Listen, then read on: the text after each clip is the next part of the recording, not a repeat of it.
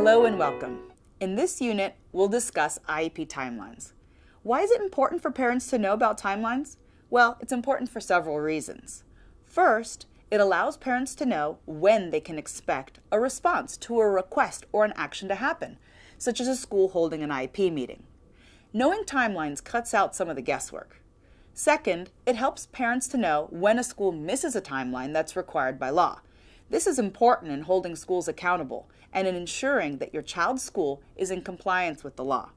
And finally, with all the stress that comes from having to navigate the special education system, it's important for parents to know what fights to fight and when to take a deep breath and just wait. Let me give you an example.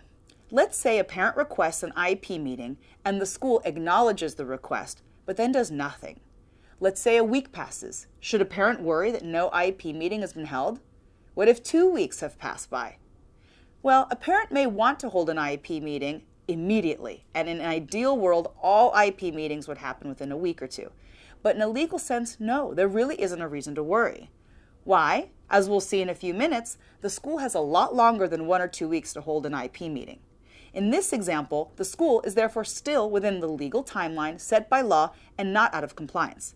Of course, that doesn't make a longer wait acceptable, but hopefully knowing that the process is working as it should legally will hopefully give the parent some peace of mind. Okay, let's walk through 4 IEP-related timelines a parent may encounter. Let's begin with the most basic. If a student is eligible for special education, the school district must set up a meeting to develop an IEP for that student within 30 days. This timeline is pretty straightforward. There really shouldn't be too much wiggle room for the school or district in this one. But trust me, the next 2 are not as straightforward.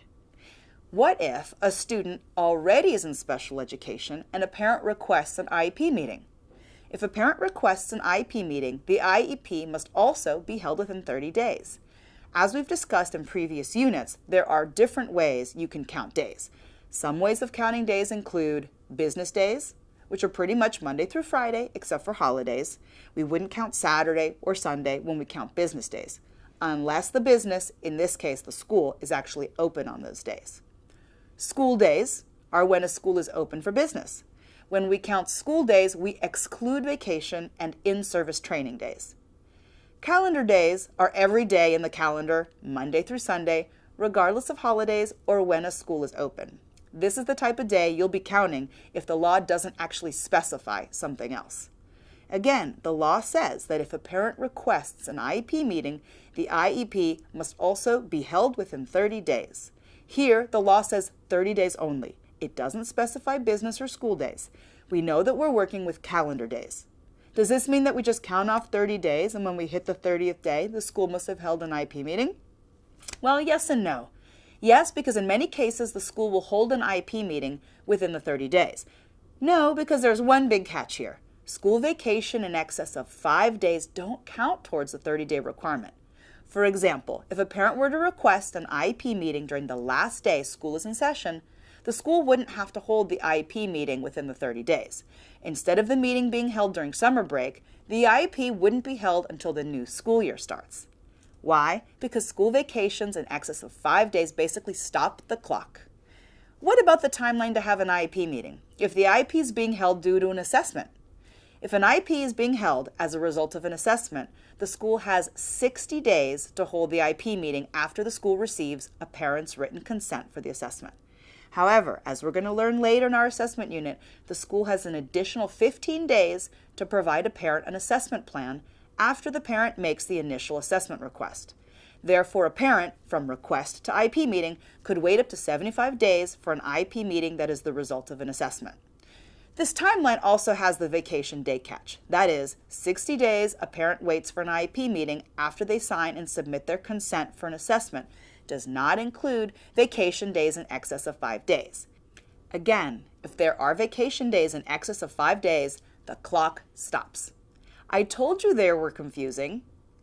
Now, our final IEP timeline, which really isn't a timeline. One question that often comes up is what timeline parents should work with when they're asked to sign an IEP. That is, how soon do parents have to sign the IEP after it's given to the parents? Well, there is no timeline set in stone. You don't have to sign the IEP within any specific time frame. However, remember that the IEP or any of its parts can't go into effect unless a parent signs it. Later, we'll learn that a parent has the right to disagree with any part of the IEP or disagree with the IEP in its entirety. A parent can also agree to some parts and not others. However, remember that a parent's right to agree or disagree with the IEP aren't governed by any laws that require a parent to sign an IEP within a certain time frame. If you hear otherwise, it's just incorrect. Now let's talk about schools not meeting some of these timelines. Unfortunately, the reality is that many schools and districts don't always follow the legal timelines that we just covered. While we're going to discuss some of the legal ramifications of this later on, let's discuss what parents can do to self-advocate for themselves in order to encourage schools and districts to meet these timelines. Some ideas parents may want to try include citing the timeline and the applicable law in any request a parent makes. This way, the school or district is clear regarding what timelines they're supposed to comply with. 2. Citing a date by which you expect a response or an action to happen. Coincidentally, this date can be the same date that the timeline comes due. And 3. Sending a courtesy notice a few days before a timeline is due, reminding school officials that they're legally bound to respond to you by a certain date. Anything else that you can think of? Okay, let's discuss something else that may not be too common, but that we've heard about in some school districts. Some schools have additional policies with timelines that they meet internally. For example, one district gives parents a 10-day notice of when and where their IEP is going to be held. This 10-day notice isn't required by law, but you should be aware of any school policies that might help you keep the school accountable. If a school is not meeting an internal timeline, you should let them know. You can often find these timelines on a school district's website, or you can ask at the district level for their written policies. With that, we will end this unit. In a later unit, we're going to cover in depth some of the topics we spoke about, including what to do if a school does not meet the timelines we've discussed right here.